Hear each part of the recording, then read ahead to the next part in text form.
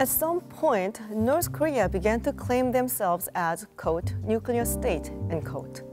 Its leader, Kim Jong-un, says his country is in the final stage of preparation for additional ICBM test launch after 6 nuclear tests and multiple missile provocations. And now, what? He also hints that North Korea could and would be a responsible nuclear state. 철두철미 미국의 핵 위협을 끝장내고 미국의 군사적 침공을 막기 위한 전쟁 억제력이며 최종 목표는 미국과 힘의 균형을 이루는 것입니다. Nuclear weapons are clearly only leading to greater isolation, ignominy, and deprivation. However, international communities, along with the United States, do not admit North Korea as a nuclear state. It's mainly because of the Non-Proliferation Treaty, so-called NPT, which prevents the spread of nuclear weapons around the world by banning other non-nuclear states from having their own. Despite these circumstances, why does North Korea want to be recognized as a nuclear state? And what are the advantages of it? And what will be the consequences if North Korea becomes a nuclear state? Is the topic of our discussion this week at Peninsula 24.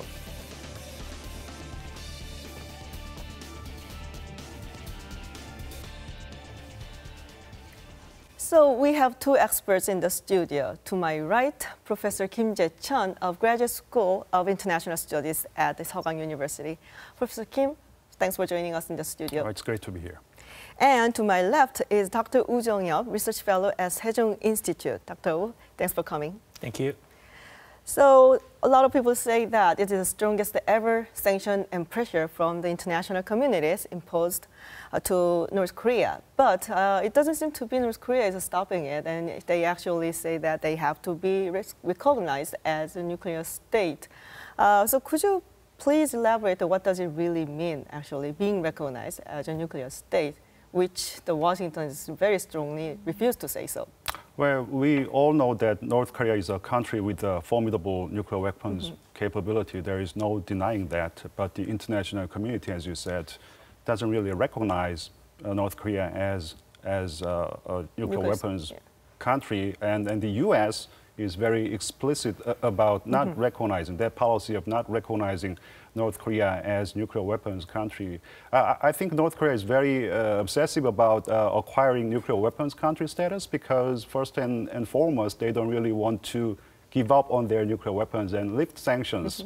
So I think it is very important for the international community to put the sanctions in place because North Korea's intention is maybe next time when North Korea hold the negotiation with the United States, North Koreans might be talking to Americans that, well, we are nuclear weapons countries, so you admit it and lift sanctions and stop these militant policies against us, and then we are a nuclear weapons country, and you are a nuclear weapons country. We are so two equals here. So if you can think about decreasing, get rid of 100 nuclear warheads, and we might think about getting rid of a couple of nuclear warheads. So their intention is to retain nuclear weapon status and reap a lot of strategic benefits, but the American position is exactly the opposite. You will have to put denuclearization, that option, on the negotiation table. Unless that happens, we're not going to hold the negotiation with you guys, so there is a bit of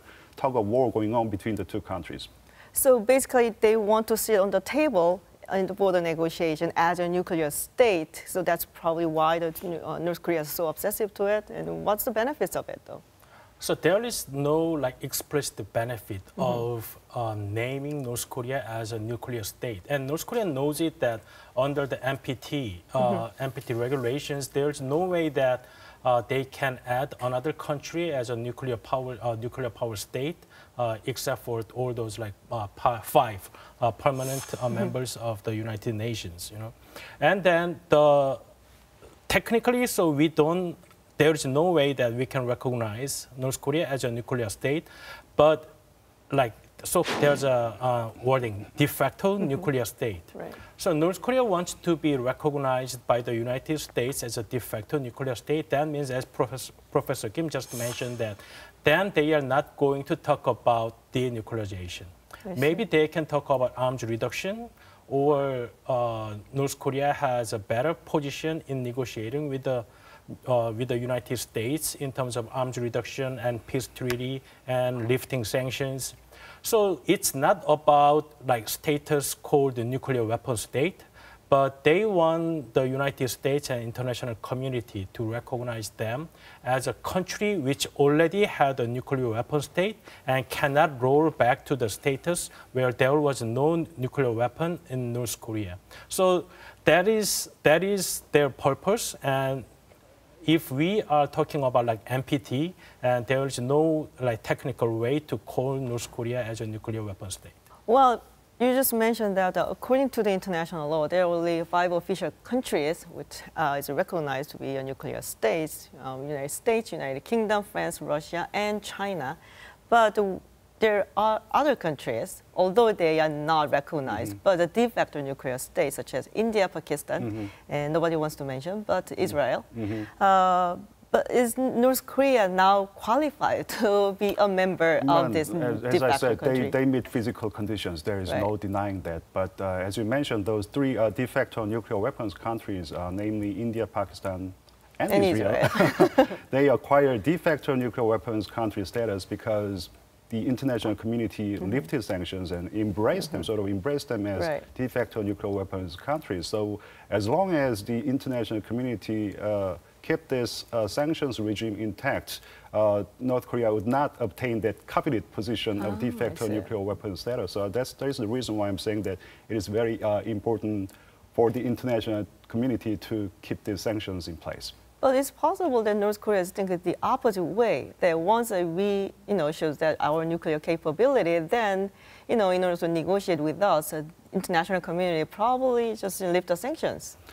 Of course, that's a possibility, and then that is the direction to which they are heading right now. But there is all the more reason why we'll have to keep ratcheting up pressure on North Koreans and augment our deterrent capability so that we can deny all these strategic advantages that they think come with possessing nuclear weapons and missiles.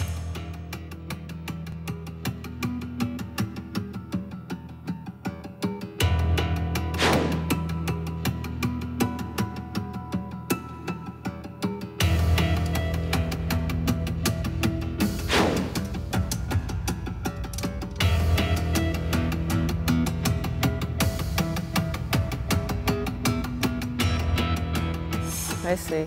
Well, a lot of people are actually worried about it's not just the development of nuclear weapons, but maintaining it is very costly, and it's really hard to maintain it securely and safely. So what do you see? Do you think North Korea has a capability of doing it, not just developing it, but also maintaining it safely? So, end state of what North Korea wants is to have second strike capability. That means not only they have to succeed in testing, detonating nuclear warheads, and they have delivery method to reach the United States. So that delivery method should have safe protection of each nuclear warhead getting back to the Earth's atmosphere, right? But after that, they have to manufacture enough number of nuclear weapons to be positioned in a way that it cannot be destroyed when U.S. attacks North Korea. So it will consume a lot of money for them. So in the long run, we don't know how long it will be, but in the long run, North Korea has to come to the table. There are arguments like that in the United States. I see. Well, but back to the first question, then why does North Korea wants to be a nuclear state? I mean, I don't really think that's their ultimate goal. There probably is something else beyond the becoming a nuclear state. What the ultimate goal of North Korea? Well, I think some people say that nuclear weapons country status, they like to secure their regime survival.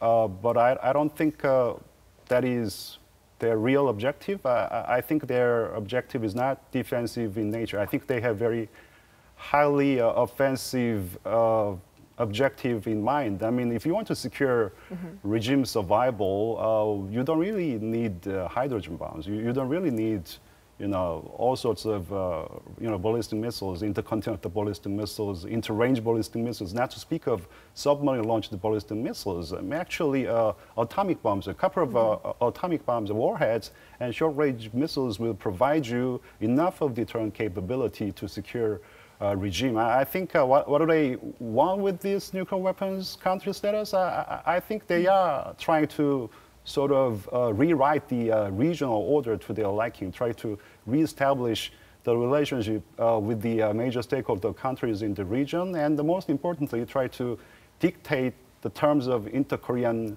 relations. To dictate the terms of inter-Korean relations, they are trying to dismantle Korea-US alliance, try to force the US to withdraw USFK from South Korea, and to weaken and to incapacitate South Korea to a significant extent. Maybe that is the surest way to guarantee, secure their regime survival. So I think their objective is very, very highly offensive in nature. Okay, so what do you think? Do you agree with Professor Kim? So I think we can start the debates. What after if we see if North Korea develop like full capability in nuclear weapons. So some argue that because of their status of development, we should acknowledge them as a de facto nuclear weapon state. Then so what, right? So some argue that if we acknowledge them as a nuclear weapon state, so peace treaty with the United States, and all these things probably lead to the opening and reforming of North Korea. But I have a strong doubt on North Korea's intention on opening and reforming its country. I think for Kim Jong-un, the most worrisome case is it cannot open and reform its economy. They cannot control the flow of information to the society. So to block and close the country from the international influence, it has to have their arch enemy. So to have arch enemy, they have to, even after possibly they acknowledged as a de facto nuclear weapon state by the United States, they are not going to open and reform the economy. Maybe they want the international community to lift the sanctions, but it does not mean that they are going to open the economy. I see. Well, North Korea is using President Trump and the United States as a good excuse for their nuclear program. Well, that's what they say. So let's hear how American experts think about this. We have connected Mr. David Maxwell, the Associate Director of Georgetown University's Center for Security Studies. Mr. Maxwell, welcome back to the show. Thank you. It's nice to speak with you. So North Korea seems to think that if they are recognized as a nuclear state, then they can achieve the balance of power on the negotiation table with the United States. What does Pyongyang want from Washington as a nuclear state, if you elaborate it? Kim Jong-un has made a statement in the first person towards the President of the United States. And I think that Kim Jong-un is believing that he is winning diplomatically and that the entire world has been focused on North Korea this past week at the United Nations. And his response to that is an attempt to now talk with the United States directly. They want to be recognized as a nuclear power, and they want to have international respect. And so they think with nuclear weapons they will get that. And his statement, Kim Jong-un's statement, I think was an indication that he thinks that he is now being recognized, respected, and that he has such a level of arrogance in his mind that he thinks he can talk directly to the U.S. president. I know it's a really big if question, but suppose that North Korea promised that there's no further provocation and keep the non-proliferation, do not transfer nuclear technology to other states or terrorist regime. Then is there any possibility that the United States to admit and recognize North Korea as a nuclear state? Well, I think the fact is we have failed to prevent North Korea from developing its nuclear weapons and its missile capabilities. While we will not recognize them as a nuclear power for political reasons, de facto they possess nuclear weapons, and we have to accept them. We have to accept North Korea as it really is, and not as we wish it would be. And so we have to deal with them. But what is most important is they have to clearly understand what deterrence means. They are trying to deter the United States. Well, we have to deter them from ever attacking South Korea. And they have to know, even though they possess some nuclear weapons, they cannot win a nuclear war. They cannot win a conventional war. They cannot win a war just between North and South Korea, even without the United States. Well, Mr. Maxwell, thank you for your insight. That was David Maxwell, Associate Director of Georgetown University's Center for Security Studies. So, what do you think, Professor Kim? Do you agree with Mr. Maxwell's argument? Yes, to a great extent. I think to say that North Koreans are developing nuclear weapons because of the antagonistic policies of the U.S. is nonsense. As I said before, I think North Koreans are targeting South Korea, trying to dismantle or weaken U.S. Korea-U.S. alliance partnership. And he hinted at the possibility of North Korea, the U.S. giving this nuclear weapons country status to the United States in return to North Korean promises that they'll abide by these clauses of non-nuclear proliferation treaty, and maybe they can say that they'll drop ICBM. In return for that, you give us nuclear weapons country status. That's a possibility. That is a possibility of what in South Korea call Korea passing. I know it's not proper English, but that entered the vernacular of academia as well as journalism. So that is all the more reason why we'll have to be in lockstep with the United States in dealing with the North Korean situation. I see. Well, what about you, Dr. Wu? I mean, can you, as Professor Kim mentioned, he was hinting a little bit that maybe possibly U.S. can give the de facto nuclear state status? The fact is that U.S. has never given de facto nuclear status to any other countries. Never given anything to any other countries. They never said that we acknowledge India, Pakistan, or Israel have nuclear weapons. Implicitly they have. So they didn't try to denuclearize them. That means we know that United States acknowledge them as a de facto nuclear weapon state, but U.S. position, official position, is never announced or acknowledged them as a nuclear weapon state. So according to the official document, I think that North Korea would be in the same way that India, Pakistan, or Israel treated by the United States, right? But what kind of strategic interest that North Korea can give to the United States, right? We cannot see anything. So that means that even de facto nuclear weapon state is not achievable by the North Korea because U.S. does not, there is nothing that U.S. can get from acknowledging North Korea as a nuclear weapon state. I see. As North Korea's nuclear threat is increasing, some pundits in Korea are asking for the redeployment of tactical nuclear weapons. That's a really thorny issue, but I really would like to hear what do you think about this? Tactical nuclear weapons? Yes. There are pros and cons. I don't think we have enough time to go over all these pros and cons. All I can say is that this is the decision that we'll have to make with the Americans. It's not going to be our decision. It's going to be a decision that we'll be arriving at by consulting with the Americans. I think it was a little bit hasty. I think the Moon Jae-in government was too quick to discard this nuclear weapons, tactical nuclear weapons card.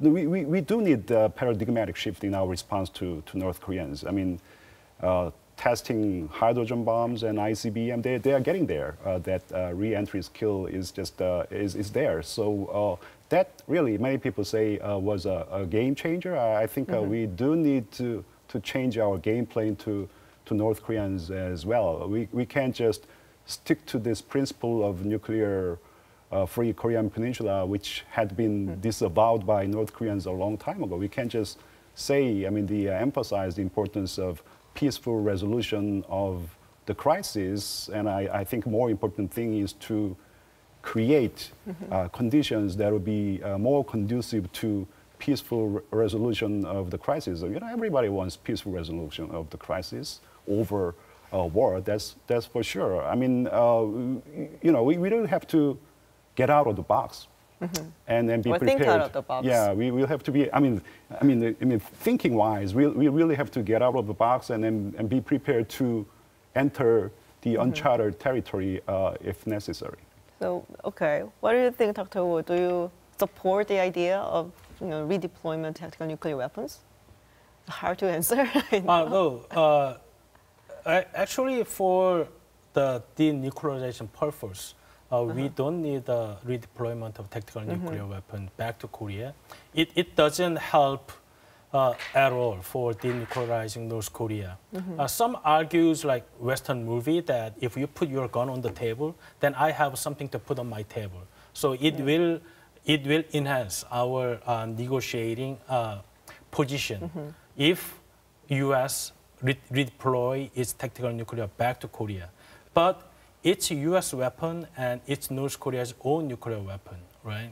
So in 1992, when Soviet and the United States agreed of denuclearizing Korea, it's not South Korea's or North Korea's nuclear weapons. It's their nuclear weapons, so they can put it back. But now, some argue that for negotiating purpose, we might need to redeploy the tactical nuclear back to Korea. I think it does not make any logical sense. So I think it's going to be a very long debate, but I believe that it's not going to be about military or strategic ones. It's going to be political and reassurance aspects of it. Okay. I always have a question on this about China. If we decide, or U.S. decide to redeploy the tactical nuclear weapons in South Korea, because considering how they reacted to that system, which is basically defense system, and redeploying the tactical nuclear weapons in South Korea, which is obviously offense system.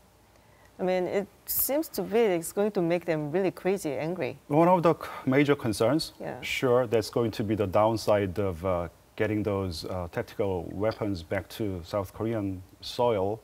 People say that it's going to exacerbate the new Cold War that has just arrived in Northeast Asian region. But my take is that new Cold War has arrived a long time ago. There is not much we can do about it. There's nothing we can do to reverse that course of action. It's going to anger Chinese, that's for sure. It might lead to nuclear developments in Japan, in Taiwan. But what we'll have to do is to survive in this security environment that has been exacerbated. Some people say that it's going to exacerbate our military confrontation with North Korea. It has been really exacerbated at the arms race has already begun, and I think it is necessary for South Korea to prevail and win this arms race, if you will. I think that the debate surrounding getting back these tactical American nuclear weapons has focused on technical aspects of the deterrent capability of these weapons, but we really have to think about psychological impact associated with this decision. If we bring these weapons back, we will have to operate within the framework of a nuclear sharing program that NATO alliance partners have with the Americans, and that means that we will be doing some exercises, carrying these tactical nuclear weapons onto the Korean jet fighters and bombers, that will have a immense psychological impact on North Korean leadership, as well as the psychological assurance that it can give to South Korea. I mean, nuclear weapons is all about really a psychological impact that is associated with the effect of nuclear weapons. So I don't really think we should limit the discussion to the technical aspects of how much we can deter North Korea's nuclear or missiles capabilities. The discussion will also have to revolve around the psychological impact that it can create to North Koreans and to South Koreans as well. I see. Well, thank you, Professor Kim, and thank you, Dr. Woo, for sharing your insights. And thank you all for staying with us. We'll be back next week with the hottest issues surrounding Korean Peninsula, Peninsula 24. If you want to find out what's happening in and around the Korean Peninsula, it's time to tune in to Peninsula 24. Thanks for watching.